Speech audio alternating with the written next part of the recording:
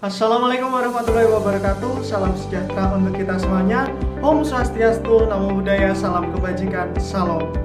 Nah, kali ini saya bersama teman-teman saya akan mempresentasikan salah satu materi mata kuliah filsafat agama yang akan membahas tentang ruang lingkup aswaja.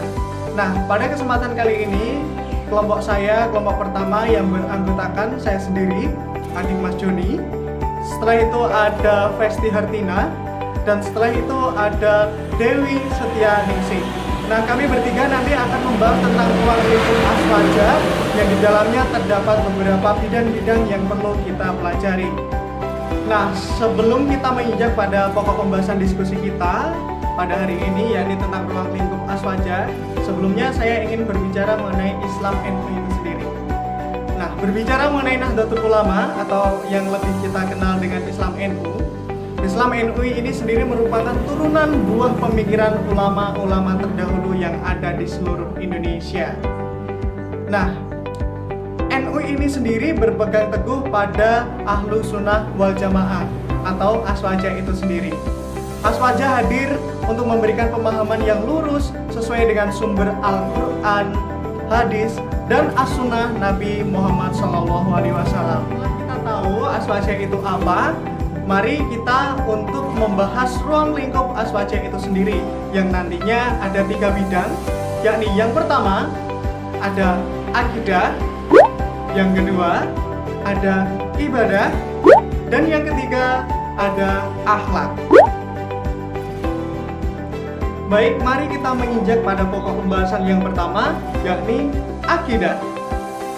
Akidah secara bahasa atau secara etimologi berasal dari kata al-aqdu, yakni yang berarti ikatan, terus al-tautsliku yang berarti kepercayaan dan keyakinan yang kuat, al-ihkamu yang berarti mengkokohkan, dan al-robdu biqwah yang berarti mengikat dengan kuat.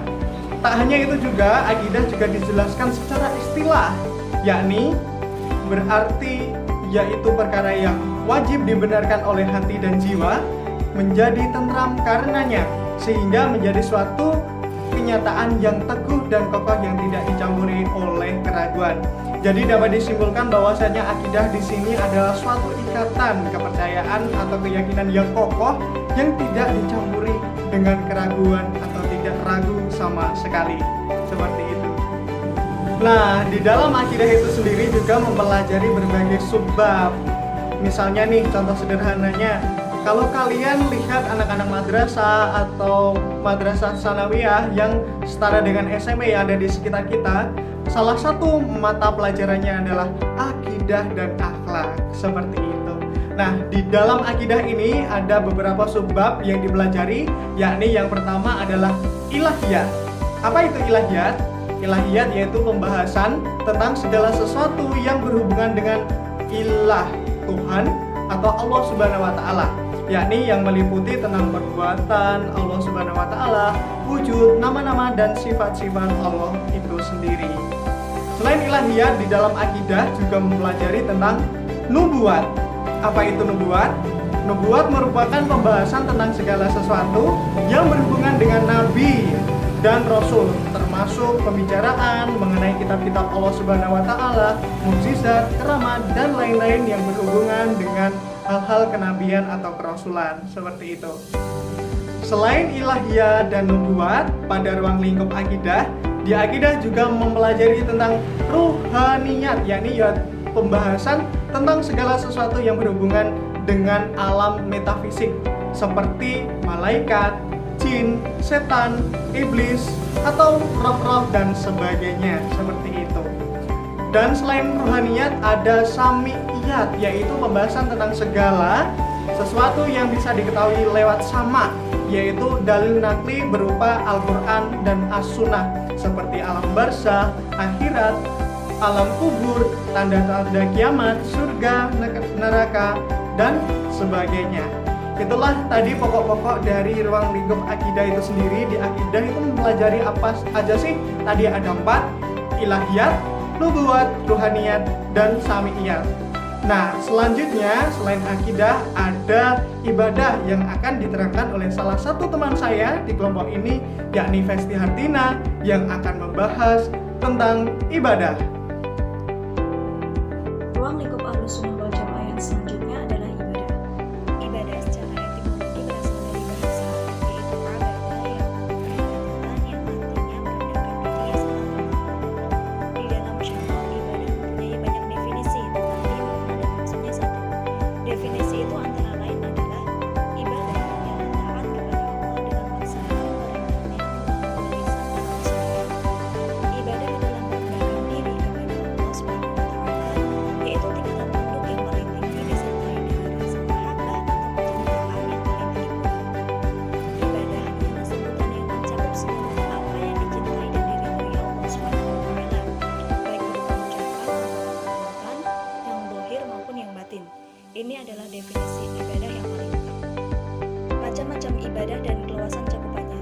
Ibadah itu banyak sekali macamnya. Ia mencakup semua macam ketaatan yang nampak pada lisan, anggota badan, dan yang lahir dari hati, seperti dzikir, tasbih, tahlil, dan membaca Al-Quran.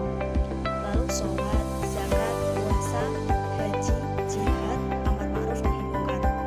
Begitu juga dengan berbuat baik kepada kerabat, anak yatim, orang miskin, dan penyuh sabil.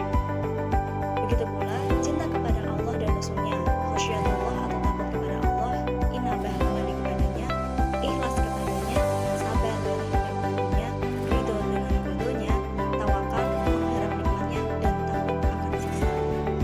Untuk ruang lingkup maksud yang selanjutnya akan dijelaskan oleh Denis Treminsi.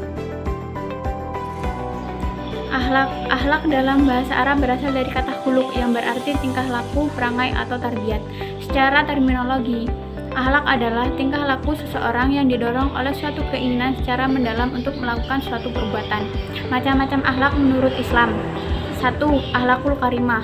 Akhlakul karimah sering disebut juga dengan akhlak terpuji, merupakan salah satu golongan macam akhlak yang harus dimiliki setiap umat manusia. Adapun beberapa contohnya yakni jujur, amanah, sopan santun, dan lain sebagainya. Sebagai umat muslim yang baik, sudah seharusnya kita selalu menjaga akhlakul karimah dalam kehidupan sehari-hari. 2. Akhlakul mazmumah, yakni kebalikan dari akhlakul karimah. Akhlakul mazmumah atau yang sering disebut juga dengan akhlak tercela merupakan salah satu tindakan buruk yang harus dijauhi setiap umat manusia. Akhlak ini harus dijauhi karena dapat mendatangkan mudarat bagi diri sendiri maupun orang lain. Adapun beberapa contoh akhlakul mazmumah, yakni iri, dengki, riya. Kita sebagai umat muslim yang baik harus menjauhi akhlakul mazmumah atau akhlak tercela. Sekian dari kami semua. Apabila ada kesalahan, saya mohon maaf sebesar-besarnya. Saya akhiri. Wassalamualaikum warahmatullahi wabarakatuh.